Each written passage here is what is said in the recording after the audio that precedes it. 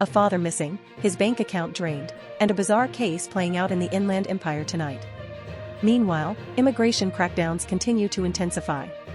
A Southern California college professor was arrested during an immigration raid, and though released on bond, he now faces serious charges. And the Trump administration is vowing to keep up its aggressive tactics despite a judge's ruling calling them discriminatory. Here's the full story. It's been more than a month since immigration agents swarmed a licensed cannabis business in Southern California. Videos from that day showed agents storming the building and detaining multiple people, sparking protests and accusations of racial profiling and illegal arrests.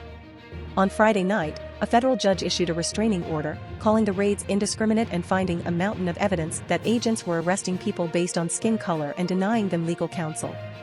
The judge ordered the Trump administration to stop the raids immediately.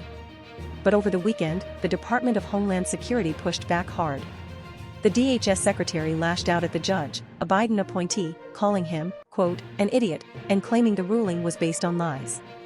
"We have every right to go on the streets and uphold the law," she said. "None of our operations are going to change. These are respectable, targeted operations. We're building cases and arresting individuals we know are dangerous." Some activists and local leaders, like Los Angeles Mayor Karen Bass, disagree. "This has been egregious behavior," Bass said.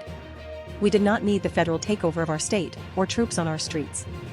But the reality is, immigration is federal jurisdiction, and the city has very few mechanisms to stop it."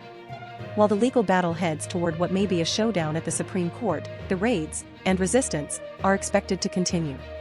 In the midst of these clashes, a Southern California professor arrested during last week's raid has now been released on bond. He is charged with assaulting and resisting an officer, after allegedly throwing tear gas during the operation. Investigators say they're still looking for another suspect who fired shots at agents in Camarillo just days earlier. These tensions underscore what many see as a growing conflict between aggressive federal immigration enforcement and local communities fighting back. We'll keep tracking this story as it develops. For more updates on this and other breaking local news, don't forget to like this video, share it to spread awareness, and subscribe to California Uncovered, your source for real stories that matter.